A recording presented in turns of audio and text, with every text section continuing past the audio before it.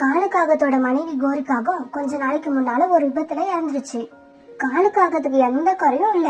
ஒரு பெரிய கொய்யா தோட்டம், ஒரு மாம்பழ தோட்டம், 2 பெரிய வீடு, இது இல்லாம நிறைய சின்ன வீடுகள் வாடகைக்கு விட்டு இருந்துச்சு.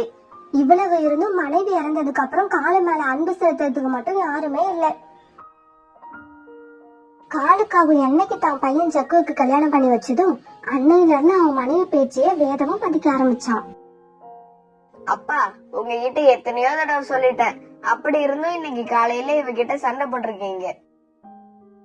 ஏண்டா ஜக்கு, ஒரு கிளாஸ் தண்ணி குடுமான்னு கேக்குறது ஒரு சண்டையாடா?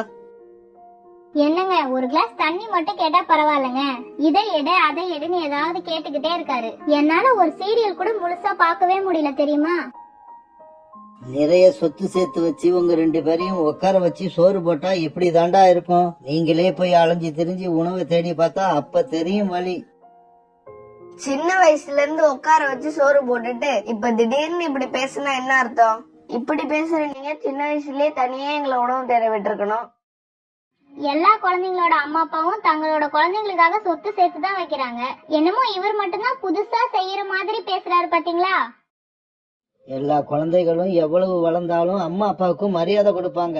உங்களை மாதிரி எடுத்தெறிஞ்சு பேச மாட்டாங்க. அது சரி, இங்க ஒரு மசால் தோசை பார்சல் வாங்கிட்டு வந்து வச்சிருந்தேனே, அது எங்க?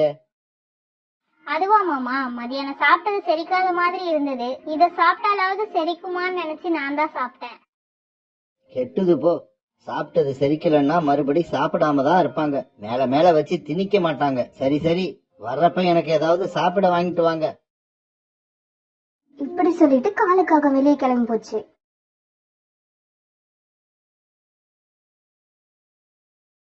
காலண்ணா, என்னாச்சு? ஏன் சோகமா இருக்கீங்க? அதை என்னன்னு சொல்லுவேன்.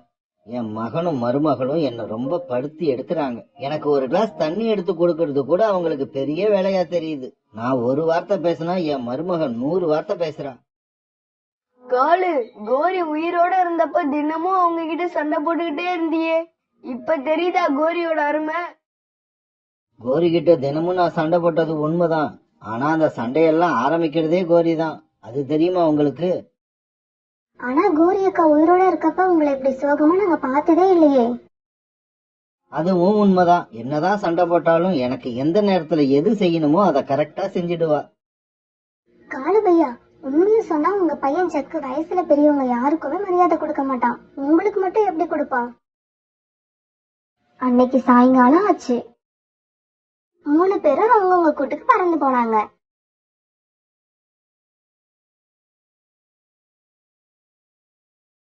காலுக்காக வீட்டுக்கு போனப்ப ஜக்குவும் மைனாவும் படுத்து தூங்கிட்டு இருந்தாங்க. என்ன, எனக்கு எதுவும் சாப்பிட வாங்கிட்டு வரல? இங்க பாருங்க மாமா, இன்னைக்கு நீங்க பசியோட தான் இருக்கணும். உங்ககிட்ட எத்தனையோ தடவை சொல்லிட்டோம், கொய்யா தொப்பையும் மாந்தோப்பையும் என் வீட்டுக்கார் பேர்ல எழுதி வைங்கன்னு. நீங்க வேணா எழுதி வச்சு பாருங்க. அப்புறம் என் வீட்டுக்கார் உங்களை எப்படி தாங்குறாருன்னு. உங்களை உட்கார வச்சு வகை வகையா சாப்பாடு போடுவாரு. என் சொத்துல இருந்து 1 ரூபா கூட உங்களுக்கு கொடுக்க மாட்டேன். பெரியவங்க கிட்ட எப்படி மரியாதையா நடந்துக்கிறதுன்னு தெரியல. இந்த லட்சணத்துல சொத்து வேணுமா? சொத்து? மாமா, நீங்க செத்ததுக்கு அப்புறம் எல்லா சொத்தும் எப்படியும் எங்களுக்கு தான் வரப்போகுது. அதை நீங்க உயிரோட இருக்கிறப்ப உங்க கையாலேயே கொடுங்க. அப்புறம் பாருங்க, உங்களுக்கு சகல மரியாதையும் கிடைக்கும். ஓஹோ, அப்ப நீங்க 2 பேரும் என்னோட சாவதான் எதிர்பார்க்கறீங்க. உங்க எண்ணத்தை மாத்திக்கிங்க. நான் அவ்வளவு சீக்கிரமா சாக மாட்டேன். சாகறதுக்கு முன்னாடி உங்க 2 பேரையும் ஒரு வழி பண்ணிட்டு தான் சாவேன். இருங்க, நான் என்னோட அண்ணனை போய் பார்த்துட்டு வந்து உங்களை வச்சுக்கிறேன். இப்படி சொன்ன காலு கோபமா வெளியே கிளம்பி போச்சு. ஜக்குஜி, உங்க அப்பாவோட அண்ணனே இன்னும் உயிரோட இருக்காருன்னா உங்க அப்பா இப்பத்திக்கு சாக மாட்டார். என் அப்பாவோட அண்ணன் எங்க அப்பாவை விட மோசமானவரு. தம்பி வாடா வா. என்னடா உன் கண்ணுல கண்ணீர் வருது? என்ன சொல்றது? என்ன சுத்தி நடக்கிற எதுவுமே சரியில்லை. என் மனைவி கோரி இருந்ததுல இருந்து என் மகனும் மருமகளும் நான் எப்ப சாவுவன்னு பாக்குறாங்க. ஒரு சின்ன வேலைய கூட எனக்காக செய்யறதில்ல. உன் மகனும் மருமகளும் உன்னை மதிக்கல, அதுதானே உன் பிரச்சனை. நான் சொல்றபடி செஞ்சா அவங்க 2 பேரும் உன் காலடியில கிடப்பாங்க. அப்படியா? அதுக்கு நான் என்ன செய்யணும்? அதுக்கு நீ இன்னும் ஒரு கல்யாணம் பண்ணிக்கணும். என்னது கல்யாணமா? அதுவும் இந்த வயசுலயா? இந்த வயசுல கல்யாணம் பண்ண கூடாதுன்னு யாருடா சொன்னது? வந்து பொண்ணு கிடைக்கணும்ல, அந்த வேலைய நான் பாத்துக்கிறேன். எனக்கு தெரிஞ்ச பொண்ணு ஒண்ணு இருக்கு, அவளை மட்டும் நீ கல்யாணம் பண்ணிக்கிட்டா உன் மகனையும் மருமகளையும் அவளே அடக்கி வச்சிருவா. காலுவுக்கு தன்னோட அண்ணன் சொல்றது இப்பதான் கொஞ்சம் கொஞ்சமா புரிய ஆரம்பிச்சது. அந்த பொண்ணு என்ன கல்யாணம் பண்ண ஒத்துக்குமா? நான் தான் சொன்னேனடா, அதெல்லாம் நானே பாத்துக்கிறேன். நீ இனிமே வீட்டுக்கு தனியா போக மாட்ட, மனைவியோட தான் போவ. வா, உன்னை பொண்ணு வீட்டுக்கு அழைச்சுக்கிட்டு போறேன். இப்படி சொன்ன காலுவோட அண்ணன் காலுவை அழைச்சுக்கிட்டு பொண்ணு வீட்டுக்கு போனாரு. ரீனா, நான் உன்கிட்ட சொல்லி இருந்தேன்ல, அந்த காலு இவன் தான். மனைவி கோரி இறந்தத உங்க அண்ணன் என்கிட்ட சொல்லியிருக்காரு. எங்க அண்ணன் உன்னை பத்தி இப்பதான் எல்லாத்தையும் சொன்னாரு. நீயும் பார்க்க அழகாதான் இருக்க. என்ன கல்யாணம் பண்ணிக்க உனக்கு சம்மதமா? எனக்கு எல்லா வசதியும் இருக்கு. என்ன கொஞ்சம் வயசு அதிகம், அவ்வளவுதான். வயசால என்ன வந்துட போகுது? காலம் பூரா உட்கார்ந்து சாப்பிட சொத்து தான் வேணும். அது உங்ககிட்ட நிறைய இருக்கு. உங்களை கல்யாணம் பண்ண எனக்கு முழு சம்மதம். அப்புறம் என்ன, நாளைக்கு காலையில ரீனாவை கல்யாணம் பண்ணி கையோட அழைச்சுக்கிட்டு போயிடு. அன்னைக்கு ராத்திரி ஆச்சு.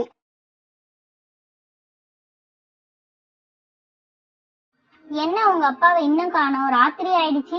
உங்க பெரியப்பா ஏதாவது மோசமான ஐடியா கொடுத்திருப்பாரோன்னு பயமா இருக்கு. நீ வாய வச்சுக்கிட்டு சும்மா இருந்தா தானே வாய்க்கு வந்தபடி அவரை திட்டிடுற. நீ வேணா பாரு, ஒரு நாள் இல்ல ஒரு நாள் அவர் நம்மள இந்த வீட்டை விட்டே வெளில அனுப்ப போறாரு. கிழவ சாக மாட்டார் போல இருக்கு. இன்னும் எவ்வளவு நாள் தான் நம்ம உயிரை எடுப்பாரோ? இப்படி பேசிக்கிட்டே 2 பேரும் தூங்கிட்டாங்க. மறுநாள் பொழுது விழுந்துச்சு. காலு, இந்த தலப்பாகை எப்படி இருக்கு? அண்ணா, ஏன் இந்த தலப்பாகையில இருந்து ஒரு கெட்ட நாத்தம் வீசுது?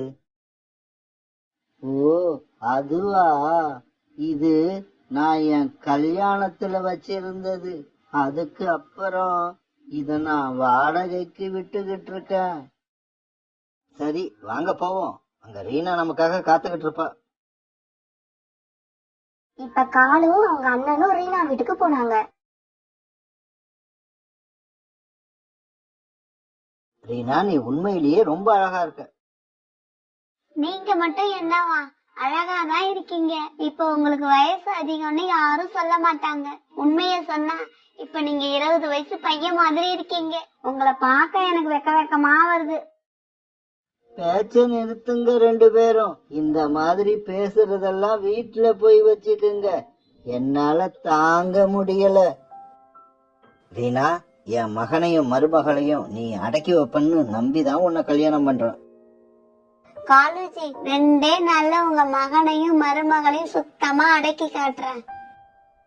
அண்ணா, நான் உயிரோட இருக்கிற வரைக்கும் என் சொத்துல இருந்து 1 ரூபாய் கூட அவங்களுக்கு நான் கொடுக்க மாட்டேன்.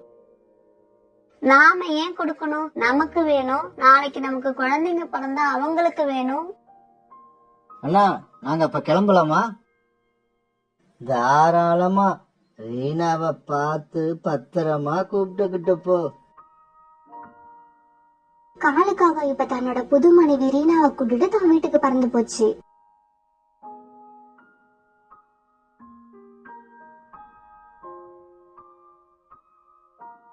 இருபது வயசு பையன் மாதிரி காலுக்காக ரீனா கூட பறந்து போச்சு. வழியில ஒரு இடத்துல புறா, சோனா, கிளி 3 பேரும் உட்காந்து பேசிக்கிட்டு இருந்தாங்க. வர வர எனக்கு கண்ணு சரியாவே தெரிய மாட்டேங்குது. டாக்டர் கிட்ட போய் காட்டணும். ஏன், என்ன ஆச்சு? அங்க ஏதோ ஒரு புது கல்யாண செடி பறந்து வர்றது என் கண்ணுக்கு காலையில யாரையும் கல்யாணம் பண்ணி அழைச்சிட்டு வர மாதிரியே தெரியுது. கிளி, வேற யாரும் இல்ல, உண்மையிலேயே காலைதான் யாரையோ கல்யாணம் பண்ணி அழைச்சுக்கிட்டு வருது. காலு 2வது கல்யாணம் பண்ணிடுச்சா? காலு காலு கொஞ்சம் நில்லு, உன்கிட்ட ஒண்ணு கேட்கணும். இப்ப எனக்கு பேச நேரம் இல்ல. எது கேட்கணும்னாலும் வீட்டுக்கு வந்து கேட்டுக்குங்க.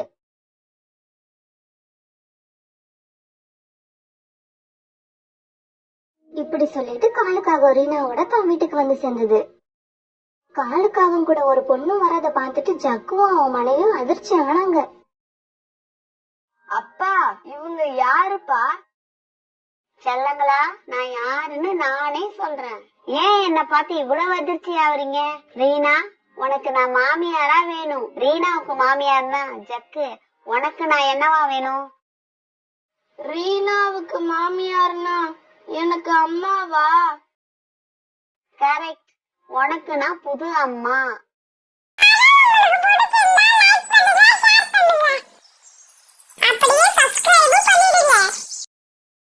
அப்பா என்னப்பா இது? காசி ராமேஸ்வரன் போக வேண்டிய வயசுல இப்படி கல்யாணத்தை பண்ணிட்டு வந்து நிக்கிறீங்க. அன்பு மகனே, நீயும் உன் மனைவியும் காலேஜுக்கு கொடுக்க வேண்டிய மரியாதையை கொடுத்து நடக்க வேண்டிய விதத்துல நடந்திருந்தா அவரு ஏன் இப்ப கல்யாணம் பண்ண போறாரு? நல்லா பண்ணிக்கிட்டாரு கல்யாணத்தை.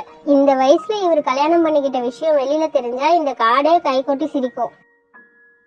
அடியே அன்பு மருமகளே, நேத்து வரைக்கும் நீங்க 2 பேரும் காலேஜுக்கிட்ட எப்படி நடந்துக்கிட்டீங்கன்னு எனக்கு தெரியாது. அத பத்தி தெரிஞ்சுக்கவும் நான் விரும்பல. ஆனா இந்த நிமிஷத்துல இருந்து ஏதாவது மரியாதை குறைவா உங்க வாயிலிருந்து வார்த்தை வந்தது, உங்க கழுத்தை பிடிச்சு தரன்னு இழுத்துக்கிட்டு போய் வெளியில தள்ளி கதவை சாத்திடுவேன், ஜாக்கிரதை. புதுசா அந்த அம்மா இப்படி பேசுனதை கேட்ட ஜக்குவுக்கும் மைனாவுக்கும் என்ன செய்யறதுனே தெரியல. சத்தம் போடாம தலையை குனிஞ்சுக்கிட்டு நின்னாங்க. ஜக்கு, நீ என் மேல கொஞ்சம் கவனம் செலுத்தி இருந்தீன்னா இப்ப இந்த நிலைமை வந்திருக்குமா? விடுங்க காலேஜி இவங்கள, வாங்க நம்ம இன்னொரு புது வீட்டுக்கு போவோம். இப்ப காலுக்காகவும் அதோட புது மனைவியும் இன்னொரு வீட்டுக்கு போனாங்க. சோனா, புறா, கிளி 3 பேரும் காலுக்காகத்தோட கல்யாணத்தை பத்தி விசாரிக்க காலுவோட வீட்டுக்கு வந்தாங்க. காலுபிரியா, எங்க கிட்ட எல்லாம் ஒரு வார்த்தை சொல்லாம போய் கல்யாணம் பண்ணிக்கிட்டீங்களே, ஏன் இப்படி? சோனா தங்கச்சி, நான் என்ன கல்யாணம் பண்ணுவோம்னு நினைச்சேன். எங்க அண்ணனை பார்க்க போனேன். அவர் திடீர்னு இந்த கல்யாணத்தை நடத்தி வச்சுட்டாரு. நீங்க எல்லாம் காலேஜியோட நண்பர்கள் தானே, நீங்களே சொல்லுங்க. இந்த வயசுல காலேஜி அவரோட மகனும் மருமகளும் தானே பாத்துக்கணும். அதை விட்டுட்டு அவங்க 2 பேரும் ஒரு சொத்து மேலேயே கண்ணா இருந்தாங்க. அதனாலதான் காலேஜி அவரை பாத்துக்க என்ன கல்யாணம் பண்ணி கொண்டு வந்துட்டாரு. இதுக்கப்புறம் இவர் சொத்து மேல யாராவது கண்ணை வச்சா அந்த கண்ணை நோண்டி எடுத்துருவேன். காலு, உன் மருமகளோட வாயை அடக்க சரியான ஆளுதான் கல்யாணம் பண்ணிருக்க. இப்படியே சில மாசங்கள் நகர்ந்துச்சு. ஜக்குஜி, நம்மள சுத்தி என்ன நடக்குதுன்னே தெரியாம இப்படி சாப்பிட்டுக்கிட்டே இருந்தா எப்படி? என்ன நடக்குது சொன்னாதானே தெரியும். திங்கறதுக்கு மட்டும் யாரும் சொல்லித்தர தேவையில்ல, அது மட்டும் தனக்கா தெரியும். சொல்ல வந்தத நேரா சொல்லு, சுத்தி வளைச்சு பேசாத. உங்க அப்பா 2வது கல்யாணம் பண்ணிட்டு வந்திருக்காரே ரீனா, நாளைக்கு அவங்களுக்கு குழந்தை பிறந்தா என்ன நடக்கும் தெரியுமா? நம்ம 2 பேரும் தலையில துண்ட போட்டுக்கிட்டு போக வேண்டியதுதான். மைனா, நானும் இத பத்தி யோசிச்சுக்கிட்டு தான் இருக்கேன். யோசிச்சுக்கிட்டே இருந்தா ஒன்னும் ஆகாது. நான் சொல்றதை கேளுங்க. பிரச்சனை வந்ததுக்கு அப்புறம் தவிக்கிறத விட வரத்துக்கு முன்னாடியே சுதாரிக்கிறதா புத்திசாலித்தனம். நான் உங்க அப்பாவை போட்டு தள்ளுறதா முடிவு பண்ணிட்டேன். எங்க அப்பாவை கொன்னுடலான்னு சொல்ற? ஏன், பாசம் கண்ணை மறைக்குதா? அப்படியெல்லாம் ஒண்ணும் இல்ல, எப்படி கொல்றதுன்னு தான் யோசிக்கிறேன். நான் ஏற்கனவே யோசிச்சு வச்சுட்டேன். டாக்டர்கிட்ட போய் ஏதாவது விஷத்தை வாங்கிட்டு வந்து சாப்பாட்டுல கலந்து உங்க அப்பாவுக்கு கொடுக்க போறேன். சரி சரி, நீ போய் சீக்கிரம் விஷத்தை வாங்கிட்டு வா, இன்னைக்கே வேலையை முடிச்சிடுவோம். மைனா உடனே டாக்டர் கிட்ட வேகமா பறந்து போச்சு. டாக்டர், எனக்கு சாப்பிட்டவங்க உடனே சாகணும், அந்த மாதிரி நல்ல விஷமா கொடுங்க. இதோ இந்த விஷத்தை எடுத்துக்கிட்டு போ. இந்த விஷம் தொண்டைக்கு கீழே இறங்கினாலே சாவு நிச்சயம். டாக்டர், நீங்க சொல்றது உண்மைதானே? சந்தேகமாயிருந்தா சாப்பிட்டு பார்த்து எடுத்துட்டு போ. வேணாம் டாக்டர், வேணாம். எனக்கு உங்க மேல நம்பிக்கை இருக்கு. இப்படி சொன்ன மைனா விஷத்தை எடுத்துக்கிட்டு பறந்து போச்சு. விஷத்தை எடுத்துக்கிட்டு வீட்டுக்கு வந்த மைனா அந்த விஷத்தை சாப்பாட்டுல கலந்துச்சு. ஜக்குஜி, இந்த சாப்பாட்டை நீங்க எடுத்துட்டு போறீங்களா இல்ல நான் எடுத்துட்டு போகவா? நீயே எடுத்துக்கிட்டு போய் கொடுத்துட்டு வா. அப்பா, விஷம் வச்சு பையனே கொல்றான்னு தப்பா நினைக்காதீங்க. எப்படி இருந்தாலும் ஒரு நாள் நீங்க சாகதானா போறீங்க. எங்களோட வசதிக்காக கொஞ்சம் சீக்கிரமா அனுப்பி வைக்கிறோம். இதுல வேற எந்த கெட்டனமும் இல்லப்பா. ஜக்கும் மைனாவும் பேசினதெல்லாம் காலுக்காக ஜன்னலுக்கு வெளியில உட்கார்ந்து கேட்டு கண்ணீர் விட்டுது. சொத்துக்காக மகனும் மருமகளும் நம்மள கொல்ற அளவுக்கு வந்துட்டாங்க. இன்னும் என் வாழ்க்கையில என்னென்ன நடக்க போகுதோ. இப்படி நினைச்சுக்கிட்டே காலுக்காக வீட்டுல வந்து உக்காந்துச்சு. காலேஜி, ஏன் உங்க முகம் ரொம்ப வாட்டமா இருக்கு? இன்னைக்கு மட்டுமா என் முகம் வாட்டமா இருக்கு? கோரி என்னைக்கு இறந்தாலோ அன்னையில இருந்து எனக்கு சந்தோஷமே மறந்து போயிடுச்சு. காலுக்காக இப்படி சொல்லிக்கிட்டு இருக்கப்ப மைனா சாப்பாட்டை கொண்டு வந்து வச்சுச்சு. மாமா, அத்தை, 2 பேருக்கும் உணவு எடுத்துட்டு வந்திருக்கேன், சாப்பிட வாங்க. நல்லதுமா, அப்படியே வச்சுட்டு போ, நாங்க அப்புறமா சாப்பிட்டுக்கிறோம். இல்ல மாமா, இது உங்களுக்காக ஸ்பெஷலா செஞ்சது. நீங்க சாப்பிடுறத பார்த்தாதான் எனக்கு மனசு நிம்மதியா இருக்கும். உன்னோட நிம்மதியை மட்டும் பார்க்காத, மத்தவங்கள பத்தியும் கொஞ்சம் நினைச்சு பாரு. காலேஜி வாங்க, உங்க மருமக ஆசையா கொண்டு வந்து வச்சிருக்கா, சாப்பிட்டு பாப்போம். ரீனா, அதை சாப்பிடாத, அதுல விஷம் கலந்துருக்கு. கலந்தது வேற யாரும் இல்ல, என் மகனும் மருமகளும் தான். காலேஜி, இது எப்படி உங்களுக்கு தெரியும்?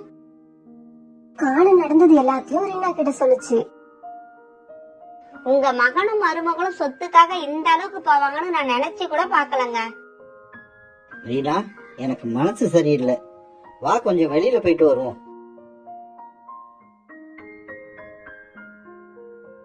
வீட்டுல இருந்து கிளம்புன காலுவும் ரீனாவும் ஒரு புல்தரையில வந்து உட்கார்ந்தாங்க.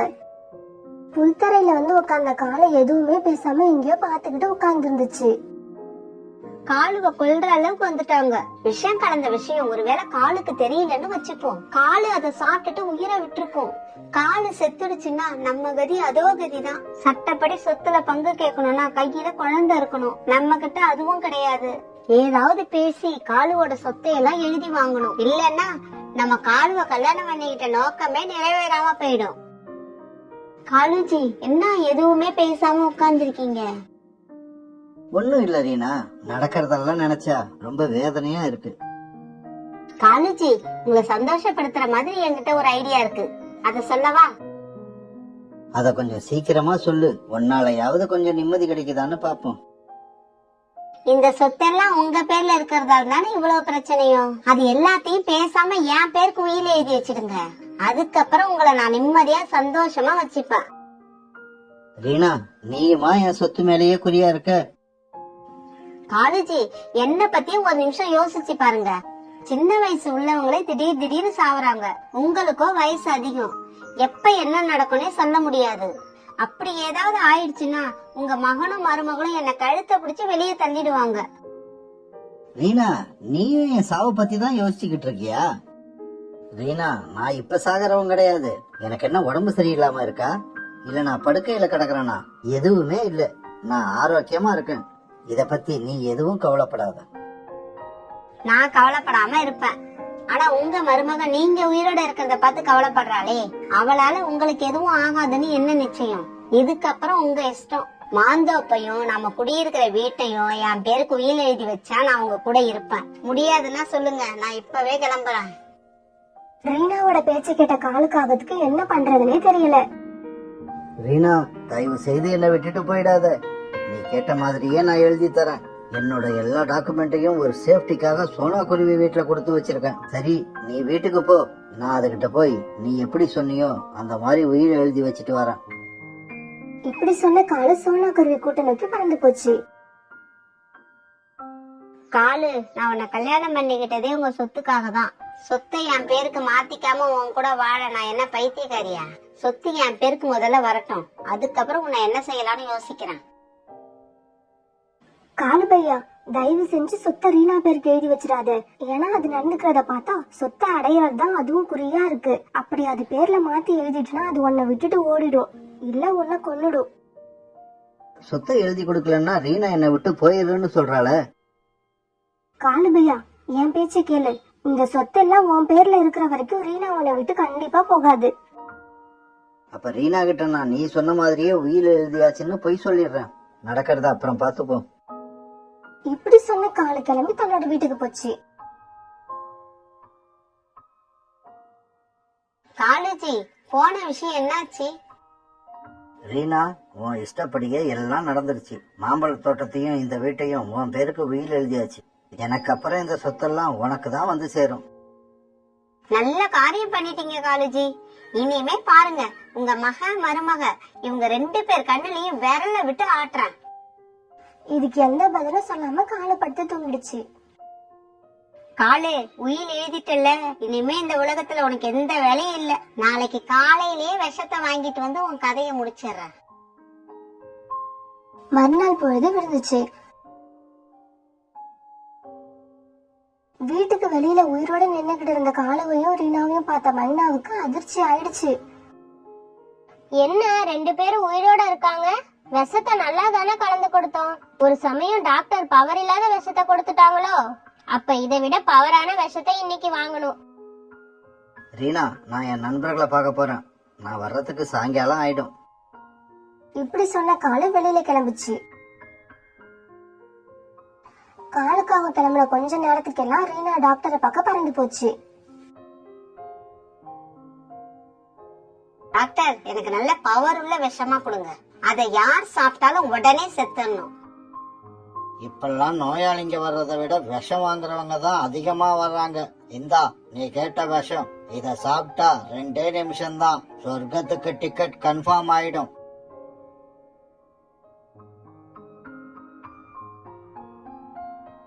அந்த விஷத்தை வாங்கிக்கிட்டு ரீனா பறந்து போறத பார்த்த சோனாவும் புறாவும், புறா, ரீனா விஷம் வாங்கிட்டு போகுது. இது கண்டிப்பா காலுக்காக தான் இருக்கும். சீக்கிரம் வா, காலுவை போய் பாப்போம்.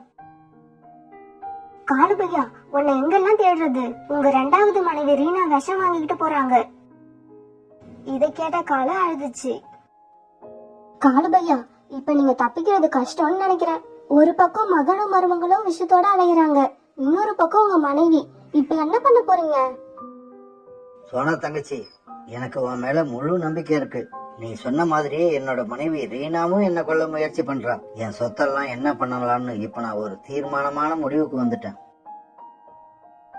காலுக்காக புறாவையும் சோனாவையும் அழைச்சுக்கிட்டு ரெஜிஸ்டர் ஆபீஸ் போச்சு.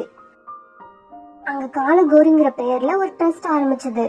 அந்த ட்ரஸ்ட் யாரும் இல்லா பறவைகளுக்கும் மாற்றுத்திறனாளி பறவைகளுக்கும் இருக்க இடம், உண்ண உணவு, இப்படி எல்லா உதவிகளையும் செய்யும். சோனாவையும் புறாவையும் அதுக்கு கார்டியனா போட்ட காலு தன்னோட கடைசி காலத்தை ஒரு ஆற்றங்கரையில நிம்மதியா கழிச்சது.